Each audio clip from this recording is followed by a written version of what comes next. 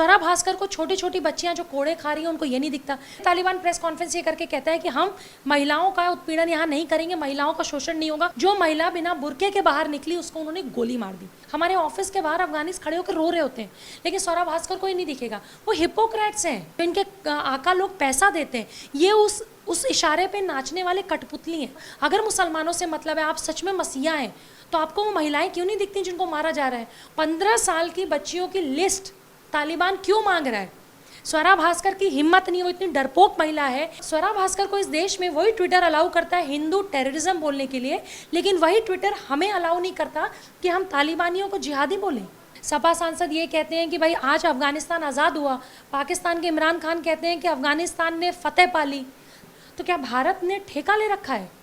भारत ठीक है, भारत और अफगानिस्तान जो है हम फ्रेंडली रिलेशन में, पर क्यों ऐसा है? जो लोग शरिया कानून की मांग इस देश में करते आए हैं, ये सिर्फ स्वरा भास्कर जैसे लोग, ये सपा सांसद हो, वैसी कांग्रेस के कुछ नेता ये फैलाते हैं कि देखिए 2014 के बाद फ्रीडम ऑफ स्पीच नहीं है, आप तालिबानियों पे बोल नहीं पा रहे, आपकी हैसियत नहीं तालिबानियों पे बोलने की, आप तालिबानियों से इतना डरते हैं। चाइना में क्या हालत है मुसलमानी की, आपको पता है ना? वहाँ पे आप मस्जिद नहीं जा सकते, वहाँ बुर्का नहीं पहन सकते, वहाँ महिलाओं को जेल में रख के उनके नाखून उखाड़ दिए जाते हैं, लेकिन उस पर नहीं कोई बोलता। भारत में ही सबको सारी आज़ादी चाहिए, जबकि भारत में बहुत सारी आज़ादी है। अफगानिस्तान की बहुत बड़ी एक एक्ट्रेस है, उन्होंने अपील की है लोगों से, पूरे विश्व भर को लेटर लिखा है, उनको उन्होंने कहा कि प्लीज़ हमें यहाँ बचाइए, हमें यहाँ मार देंगे। तो वो महिला जो CNN पे कल तक न्यूज़ पढ़ती थी, अब उनको आप 2 दिन से हिजाब ओढ़ के में न्यूज़ पढ़ते हुए देखेंगे। तो तालिबानी जिहादी जो उसको टेक ओवर कर लेंगे, ये सारा ड्रामा, ये सारी आज़ादी सिर्फ भारत में। इनको थैंकफुल होना चाहिए कि ये भारत में पैदा हुए हैं, वो इतनी बड़ी बड़ी बात बोल सकते हैं कि स्वरा का ही तो गैंग है जो ये सारी चीज़ें करता है। नमस्कार, मैं हूं केशव मलान और आज हम मौजूद हैं दिल्ली शहर के अंदर। बात करेंगे तालिबान को लेकर के। अफगानिस्तान में तालिबान का कब्जा होने के बाद भारत में एक अलग सी हलचल है। कहीं ना कहीं एक दो धड़े तालिबानी प्रेमी और उसका विरोध करने वाले आपस में बढ़ चुके हैं। आज इसी को लेकर के बातचीत करेंगे, क्योंकि कहीं ना कहीं स्वरा भास्कर जो शाहीन बाग में एक अहम रोल अदा करती हैं, आज उनका भी तालिबानी प्रेम खुल करके सामने आ गया है। हमारे साथ हैं बातचीत करने के लिए प्रीति पांडे जी, बहुत बहुत स्वागत है आपका। Thank you so much. Swara Bhaskar, ये वही स्वरा भास्कर हैं जो शाहीन बाग में दादियों का समर्थन करती हैं और उसके बाद आज कहती हैं हिंदू आतंकवादी। देखिए, स्वरा के साथ तो प्रॉब्लम ये है कि स्वरा अभी तक डिसाइड नहीं कर पाई है कि वो अधेड़ उम्र की JNU की स्टूडेंट है या किसान आंदोलन में वो जो स्टोल पहन के चली जाती है, किसानों के पक्ष में खड़ी हो जाती है। बेसिकली वो सिर्फ किसानों के पक्ष में नहीं खड़ी होती, खालिस्तानियों के पक्ष में खड़ी होती है। देश का किसान तो खेतों में काम कर रहा है। तो स्वरा खुद को लेके कन्फ्यूज है और हम लोग भी स्वरा को लेके कन्फ्यूज हैं कि स्वरा कभी शाहीन बाग की बिरयानी खाने चली जाती हैं, जो NRC नहीं आई उस पर भी बहस करती हैं, CA के समर्थन में होना चाहिए लेकिन CA के विरोध में बोलती हैं। फिर वो अभी उनको अचानक से तालिबान में तलवारें लेके लोग घूम रहे हैं, बच्चियों का गर्दन काट रहे हैं, बेटियों का गर्दन काट रहे हैं, सेक्स स्लेव बनाई जा रही है बेटियां, वहाँ ऑटो से उतार के बेटियों को कोड़े मारे जा रहे हैं क्योंकि वो ट्यूशन और स्कूल जा रही हैं। वो स्वरा भास्कर को ये सब कुछ नहीं दिखता, उसको हिंदू टेररिज्म दिखता है। मैं तो ये बार बार पूछती हूँ कि भैया तुमको तालिबान में जो तलवार लेके खड़े हैं, जो एक नारा लगा के लोगों को काट रहे मार रहे, उसमें हिंदू टेररिज्म कहाँ से दिख रहा है? इसका मतलब कहीं ना कहीं वो मेंटल है, वो उसका मानसिक संतुलन वो खो चुकी है। उस स्वरा भास्कर जैसे लोगों की एक आदत हो गई है, देश में जब भी कुछ हो आपको हाईलाइट कैसे रहना है, मीडिया में कैसे रहना है। और आपको पता ही कि स्वरा भास्कर कोई 100 करोड़ वाली किटी में तो है नहीं, फिल्में इतनी बड़ी चलती नहीं है, तो इनका खर्चा भी कैसे चलता है? कौन से भाईजान पाकिस्तान से, कौन सा लाल सलाम प्रेमी ऑर्गेनाइजेशन चाइना से, इनको पैसे भी कौन भेजता है, इसकी भी जाँच होनी चाहिए। लेकिन सबसे बड़ी बात है कि हर जगह रोल अदा करना और देश के खिलाफ में भाषणबाजी करना, यही एक अब काम रह गया है। देखिए, वुमेन एम्पावरमेंट की जब ये लोग बहुत बातें करते हैं, ये हर चीज़ को वुमेन एम्पावरमेंट, फेमिनिज्म हर चीज़ से जोड़ते हैं, तो ये उस महिला की तारीफ नहीं करेंगे जो अफगानिस्तान में पहली महिला गवर्नर है। वो आखिरी समय तक, जब परसों वो पकड़ी गई हैं तालिबानों द्वारा, तब तक वो लड़ रही थी। तो फेमिनिज्म का उदाहरण वो है, फेमिनिज्म का उदाहरण, वुमेन एम्पावरमेंट का उदाहरण स्वरा भास्कर जैसे लोग नहीं है जिनको अधेड़ उम्र में भी आज़ादी चाहिए। हर जगह सिर्फ कूद जाना, बिना उसकी चीज़ें जानने कि क्या सही है क्या गलत है।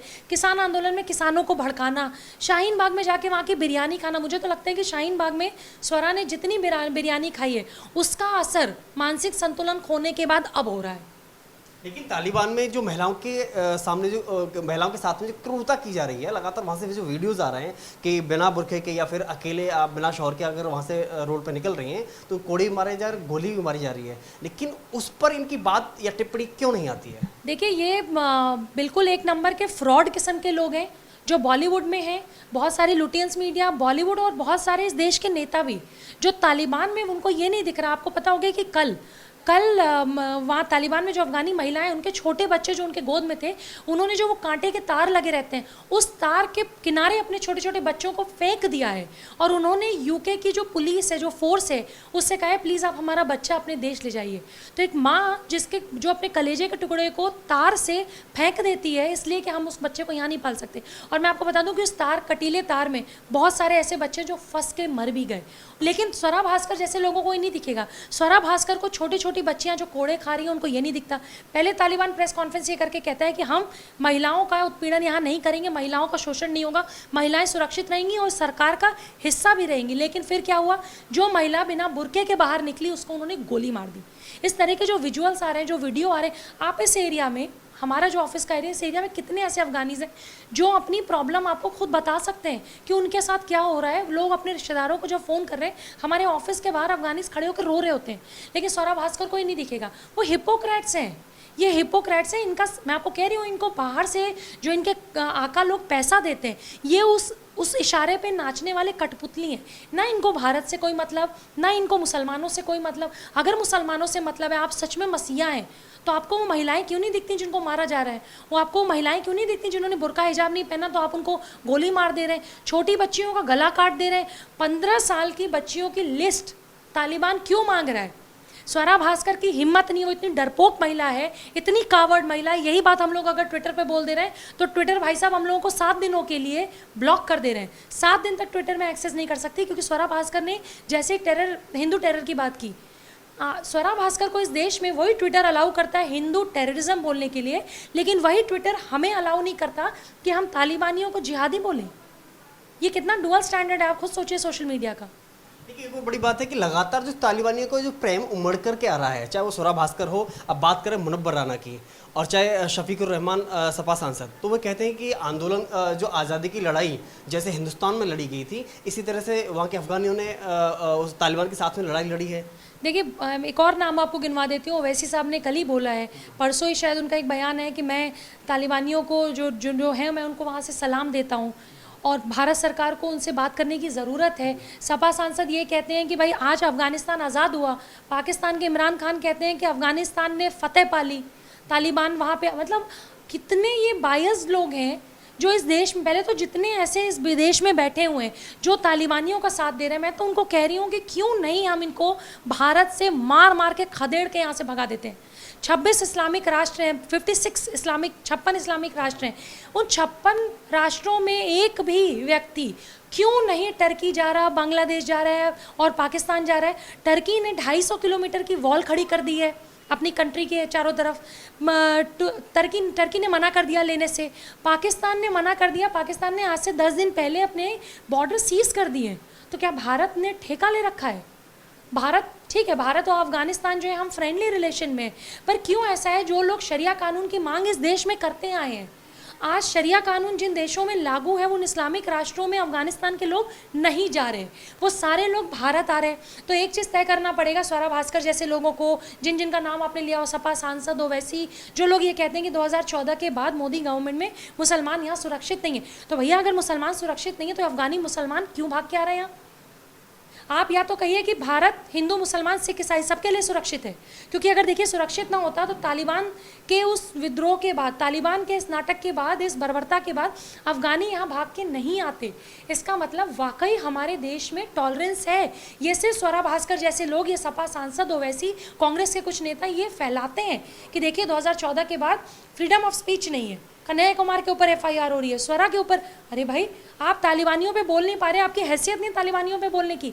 आप तालिबानियों से इतना डरते हैं, आप अपने भाईजानों से इतना डरते हैं। वो कन्हैया कुमार जो यहाँ पे अपने जिहादियों और जो ये लाल सलाम वाले हैं, ये गले में हाथ डाल के यहाँ घूमते हैं। ज़रा इन्होंने कभी पूछा है कि चाइना में क्या हालत है मुसलमानी की, आपको पता है ना, वहाँ पे आप मस्जिद नहीं जा सकते, वहाँ बुर्का नहीं पहन सकते, वहाँ महिलाओं को जेल में रख के उनके नाखून उखाड़ दिए जाते हैं, लेकिन उस पर नहीं कोई बोलता। भारत में ही सबको सारी आज़ादी चाहिए, जबकि भारत में बहुत सारी आज़ादी है, हम डेमोक्रेटिक कंट्री में, इसीलिए मैं आप यहाँ पे इंटरव्यू दे रही हूँ। अगर हम तालिबान में रहते तो हम कैसे रहते, मार दिए जाते।